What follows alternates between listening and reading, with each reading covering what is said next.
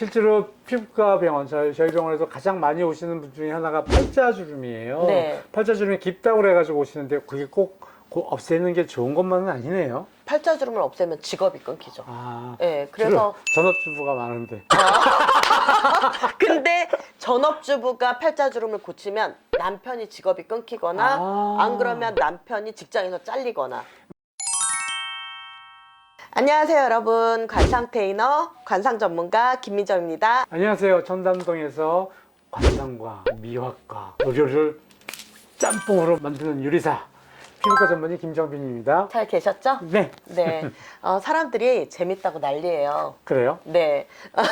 제 주변만 그런가? 나도 물어봐야지. 맞아요. 여러분, 요번에 준비한 내용은요. 자, 관상에서 중정이라고 하는 곳은요, 이 눈썹 끝에서 코끝까지를 중정이라고 하는데, 이 중정은 25세에서 55세까지의 운을 봐요. 와. 25세에서 55세까지 운을 보게 되는데, 눈썹 밑으로 이 전태궁, 눈, 코, 광대까지 이렇게가 이제 중정이거든요. 자, 중년의 운에는 학교, 직장, 결혼, 출산, 재물 다 있거든요. 건강도 있겠죠? 건강도 있고. 예, 그래서 이렇게 많은 것들이 들어있는 이 중정, 어떻게 중요한지, 그리고 또 미학적으로는 또 이 중정에 문제가 있었을 때 어떤 식으로 또 고치고 보완할 수 있는지 우리 최고의 알려드리겠습니다. 선생님하고 한번 또 이야기를 나눠보도록 하겠습니다. 자, 이 중정에는요, 특히 또 이제 들어가는 곳들이 많은데 그 중에서도 오늘은 코하고 광대에 대한 또 이야기를 나눌 거예요. 근데 이 코 부분은요, 관상에서 이 매부리 코를 가장 또 안 좋게 보거든요. 그래서 이 중정이 좋지 않게 되면 내 의지와 상관없이 중년에 이제 자꾸 어떤 풍파가 생기게 되죠. 예를 들면 뭐 가정에 어떤 위기가 생기기도 하고, 뭐 또는 내가 하고 있던 일에 대한 어떤 경제적인 위협을 받기도 하고, 어떤 자리에 대한 위협을 받기도 하고요. 그 다음에 중정이 좋지 않으면 뭐 그럴 때 어떤 번아웃이 온다든지, 또는 그럴 때 정신적인 어떤 데미지를 크게 입기도 하고, 사람들하고 관계가 안 좋아져서 갈등이 생기거나 의절을 하게 되거나, 또는 이럴 때 많은 사람이 또 내 주변에 가족이나 친구나 많은 사람들이 또 떠나기도 하거든요. 그래서 이 중정이 굉장히 중요한데, 지금 의학적인, 미학적인 부분에서는 이 중정이 어떤 의미가 있을까요? 네, 중정은요, 이 부분이 왜 중요하냐면 이 얼굴 전체적인 도형으로 봤을 때 네. 무게중심을 보여주는 곳이에요. 그러니까 네. 시선이 집중되어야 되는 곳. 네. 그러니까 이런 가장 중요한 시선이 집중되는 곳이 전체적인 인상을 결정해주고, 네. 전체적인 아름다움을 결정해주고, 네. 누굴 만났는데 저 사람 떠올리려고 그러는데 안 떠올라. 네. 그거는 이 무게중심이 여기 있지 않고 다른 데 있기 때문에 안 떠오르는 거거든요. 그러니까 시선이 다른 곳으로 가는 거잖아요. 그렇죠. 네네네. 그래서 그걸 집중시키게 해주는 게 가장 중요하고요. 네. 궁금한 게 있는데요. 네. 25세부터 55세까지면 돈 버는 나이잖아요. 네, 맞아요. 경제적인 게 굉장히 중요할 것 같은데 그럼요. 그건 어디에 있나요? 그게 이제 사실 코에서, 이제 코는 현금이 드나드는 통로예요.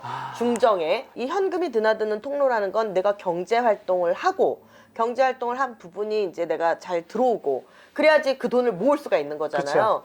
그래서 여기 관골, 여기 이제 일반인들이 알고 있는 광대뼈, 이 관골을 사회적인 활동운을 보는 자리로 봐요. 자, 그럼 중정 중에서도 아직 하정은 아니고 이 중정에 이거에 이제 걸쳐져 있는 부분, 요 범령을 또 얘기 안 할 수가 없거든요. 팔자주름을 관상에서는 범령이라고 하는데, 이 범령은 사람의 신체로 보면 두 다리 역할을 해요. 그래서 이 범령이 잘 뻗어 있는 사람을 보면 아, 저 사람 사회적인 활동운이 좋구나, 이렇게 봐요. 근데 범령이 없으신 분들이 있어요. 이런 분들은 직업이 없거나 직업이 끊겼거나 뭘 해도 잘 안 되거나. 근데 이 범령이 또 두 줄로 가 있으신 분이 있어요.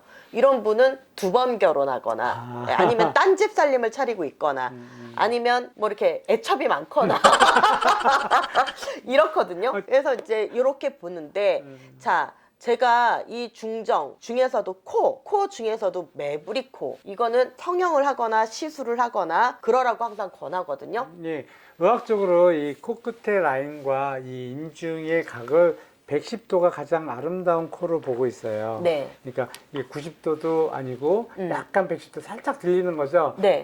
그렇다고 들창코는 아니고요. 네네. 요 각이 110도로 이제 보통 잡아요. 네네. 그래서 110도부터 밑으로 내려왔을 경우에는 우리가 흔히 뭐 화살코 뭐 이렇게 네. 뾰족하게, 왜냐면 여기에 있는 인대가 네. 밑으로 이렇게 쳐져서 내려오면서 코가 자란다는 얘기 들어보셨나요? 네네네.